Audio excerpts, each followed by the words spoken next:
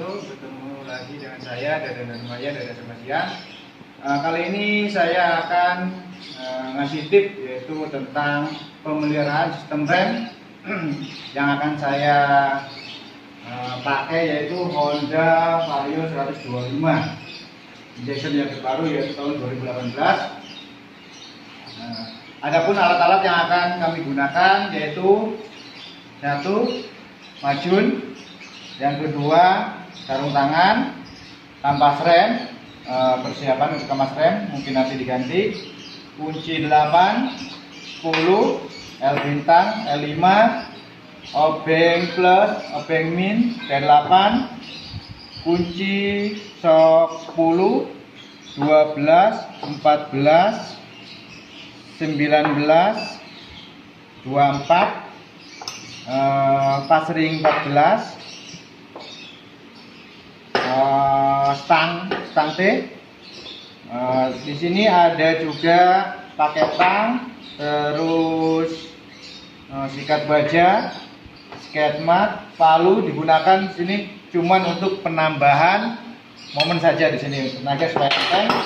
Terus di sini ada minyak rem 23. Kita juga pakai pangkon untuk injection untuk magnetic stand, yaitu yang akan saya pasang nanti di as depan, yaitu untuk mengukur keolengan pada cakram. Bak untuk bersihkan, ada stempet nanti untuk asnya atau pinnya di kaliper. Di sini ada amplas.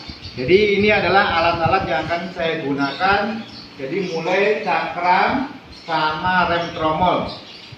Oke, lanjut. Oke, siap. Kita lanjut ke pemeriksaan sistem rem hidrolis atau cakram. Jadi yang perlu kita ketahui atau sebagai pemula atau adik-adik siswa yang masih di bangku sekolah, yang harus diperhatikan ini adalah master rem. Yang harus diperhatikan adalah di sini minyaknya ya. Sini minyak rem. Minyak rem ini tidak akan habis. Kalau dia turun ke bawah, itu bukannya habis. Karena apa? Di sini atau di bawah kaliper piston, ruang piston dia memanjang atau volumenya semakin besar, sehingga minyak rem di sini akan turun ke bawah, sehingga di sini terlihat kosong. Terus di dalam master rem yang harus kita perhatikan adalah apa? Di sini, ini adalah piston master kit di sini. Jika terjadi kebocoran atau loss di sini loss atau tidak bisa ngerem, di sini yang harus kalian ganti. Dan itu biasa bisa kita lihat, yaitu terdapat rembesan minyak rem yang keluar dari sini. Berarti ini tandanya adalah seal piston di sini rusak. Oke, sini cuman di situ aja kebanyakan. Kita lanjut ke selang. Ini adalah selang rem. Jadi yang harus kita perhatikan adalah di sini sambungan ini, atau di sini ada keretakan-keretakan pada waktu tekuan-tekuan. Ini harus diperiksa. Kalau seperti ini bersih, tidak ada apa-apa, berarti ini kondisi normal. Nah, setelah itu nanti yang akan kita periksa adalah satu, kampas rem, piringan cakram, oleng atau enggaknya, seret atau enggaknya. Kalau emang ini harus diganti remnya atau kampasnya, kita nanti ganti. Oke, kita lanjut ke pembongkaran kampas rem depan.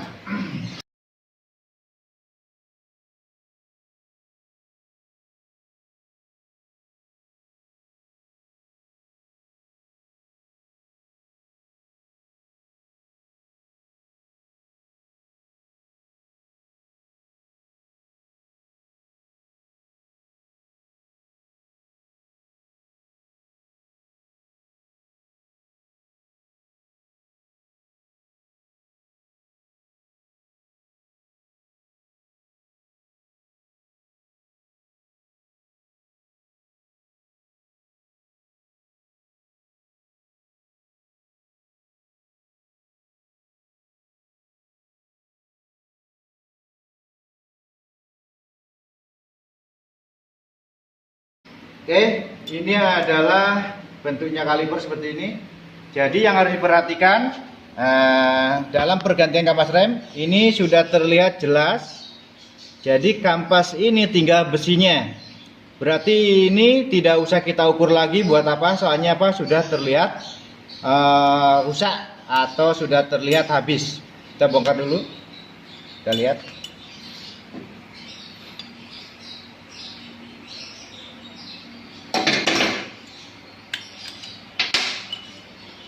Nah, ini adalah kondisi kampas yang sekarang terjadi.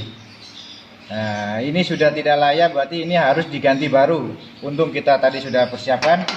Nah, di sini juga terdapat kotoran-kotoran yang harus kita bersihkan, terutama di as atau pangkonya ini. Sini nanti kita bongkar, kita kasih stempet yang baru. Ya, ini stempetnya sudah mulai berkurang. Soalnya ini yang bisa mengakibatkan kalau ini gak bisa bekerja, gak bisa ngepir seperti ini, berarti di sini terjadi kotor atau karat di dalamnya, sehingga cara kerja rem ini pada waktu dia dorong dia tidak mau kembali ke asal, sehingga apa? Pada waktu diputar atau kita dorong sampai jalan itu terjadi kemacetan, yaitu susah. Jadi cakram yang normal yaitu ini harus main. Jadi ya gimana caranya ini harus main. Jadi nanti kita bongkar. Terus di sini juga pada waktu pemasangan ini piston pada waktu kita lepas karena di sini habis, berarti ruang di sini ini menjadi besar sehingga apa? Minyak rem akan turun ke bawah. Jadi pada waktu nanti kita ganti yang baru, ini harus kita dorong. Tapi ingat, pada waktu kita dorong, ini kotoran ini akan ikut masuk ke dalam. Jadi langkah pertama yaitu bersihkan dulu ini semua. Kalau gak bersih, apa yang terjadi? Pada waktu kita tekan, ini kotoran ini akan menggesek pada seal debu yang ada di dalam, sehingga lama kelamaan si debu di sini akan kalah, sehingga terjadi kebocoran dan terjadi rembesan di sini, sehingga Pak, rem di sini tidak bisa berjalan dengan normal. Jadi pada waktu nanti sebelum kita tekan, kita bersihkan dulu, kita lap atau kita amplas atau kita nanti pakai air gun ya, atau semprot udara. Dan ini juga nanti kita pakai stempet. Oke. Oke, lanjut kita ke tahap pembersihan. Tonton terus sampai video ini selesai, jangan sampai ketinggalan, oke?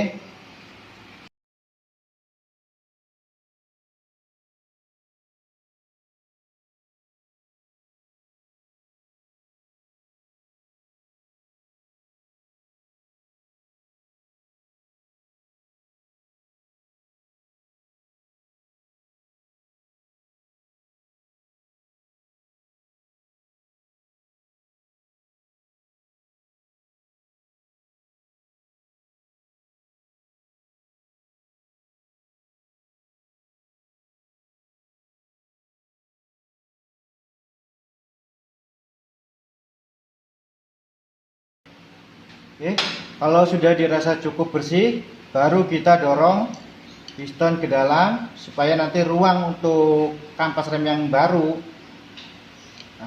ada atau lebih besar.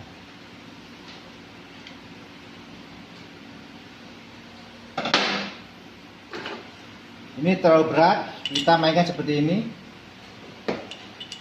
Ini akan lebih enteng.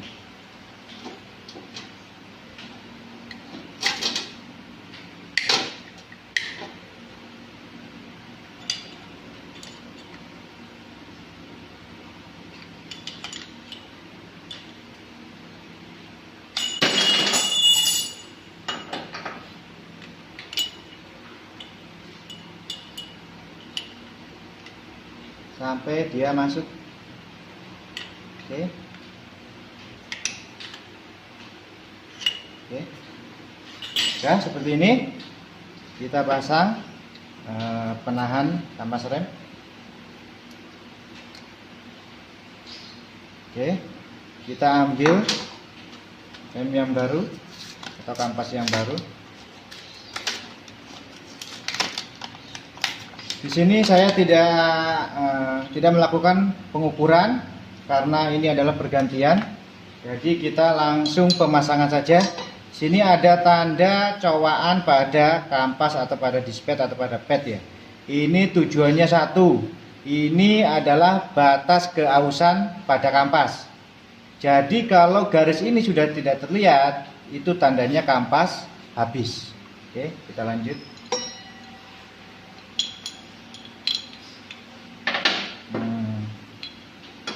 Kita kasih tempet dulu sebelum pemasangan.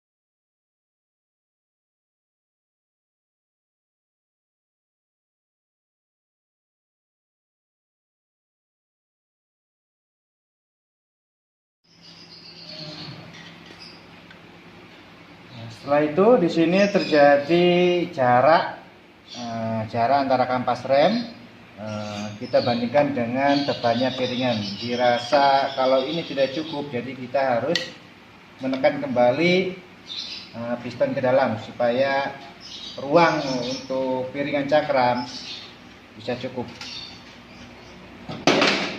Kita kembalikan. Nah, ini dirasa sudah cukup. Oke, kita lanjut ke pemasangan.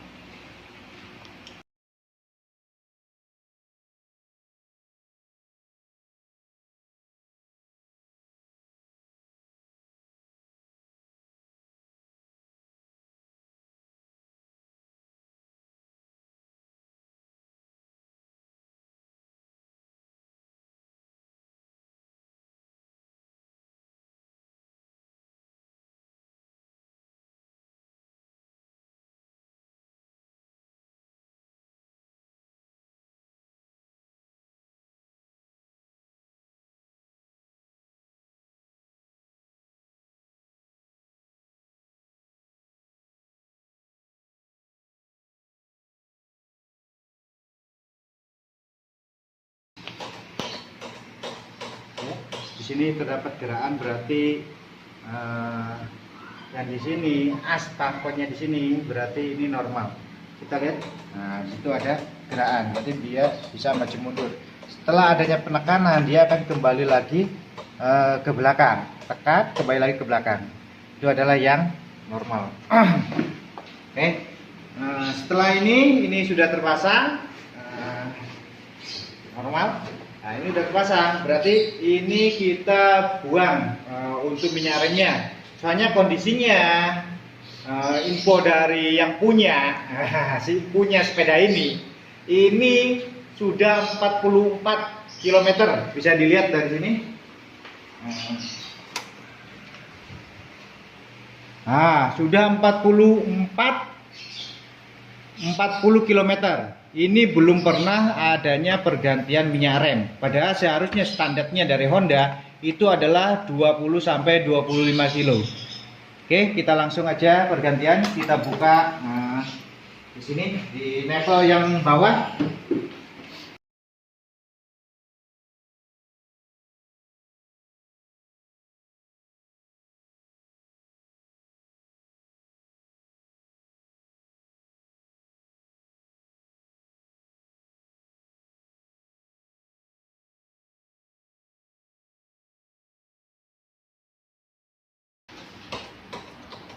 Kita bleeding, kumpul.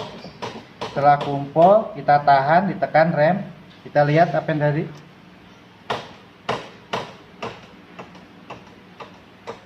Oke. Iya, itu adalah cara pemasangan dan pergantian rem atau sistem rem yang ada di hidrolis. Nanti kita lanjut ke pengukuran keolengan pada cakram.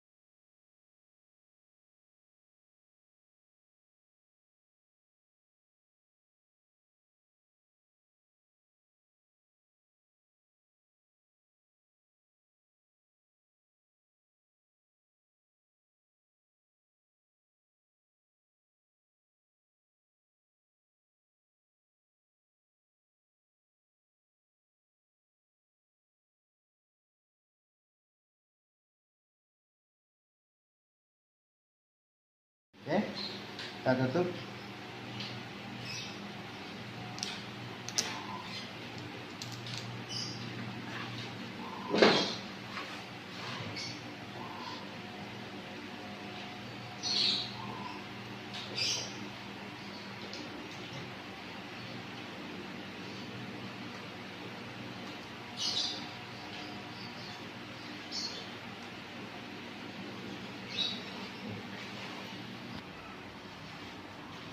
Kita kendorkan baut penutup, tapi kondisinya ini harus kondisi sejajar ya.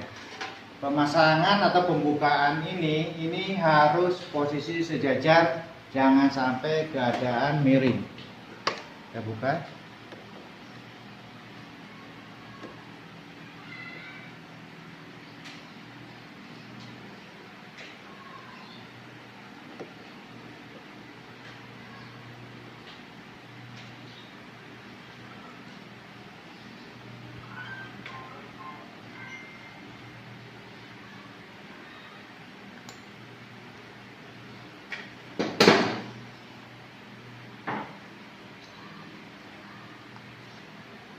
Oke.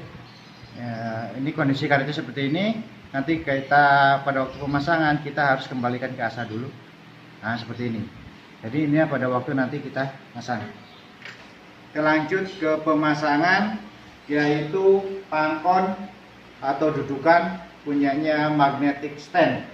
Nanti pemasangan indikator atau dial indikator. Oke, kita lanjut untuk mengukur keolengan dari kampas cakram. Jadi piringan cakram. Ini adalah tebalnya untuk piringan cakram ini adalah 3,5 sampai 3,7. Nah, terus batas limitnya atau ini sudah tidak layak yaitu 3 mm. Jadi kalau sudah ukuran 3 kita ganti aja yang baru. Dan kita coba ukur dulu pakai scalpel.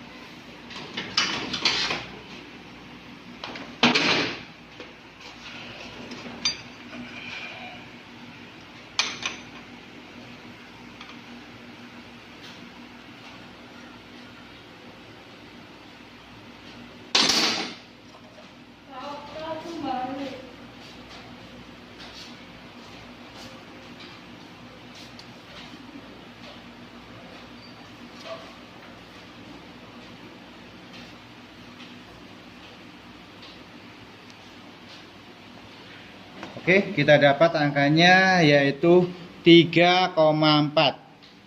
123,4. Berarti masih ada 0,4 di sini. Jadi ini masih layak untuk digunakan. Masih 3,4. Oke, lanjut ke pemasangan. Dudukan indikator. Oke.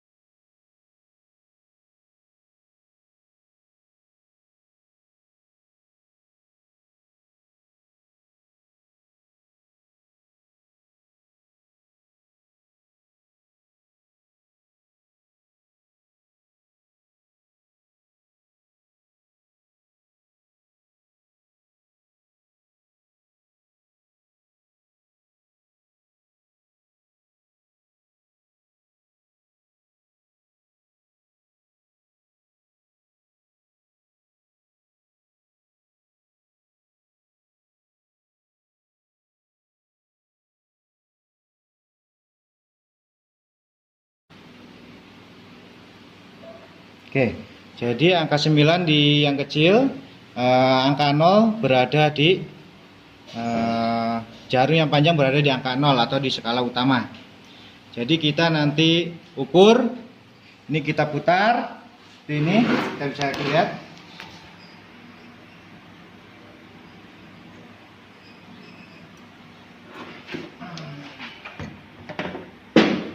Oke, ganjel.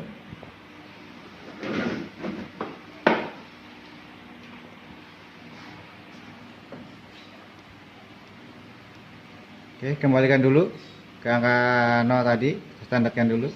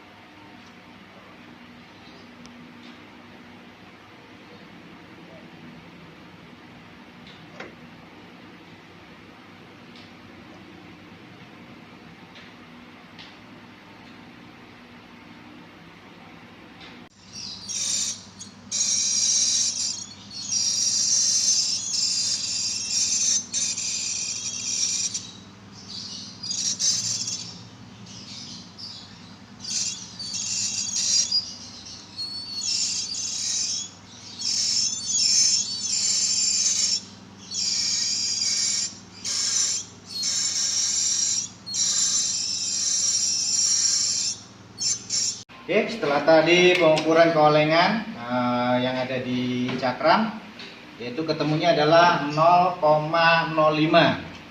Jadi kita lepas, yang ketemu adalah 0,5, berarti masih layak karena limit atau batas servis yang dianjurkan adalah 0,30. Jadi ini masih di bawahnya, jadi masih bisa digunakan.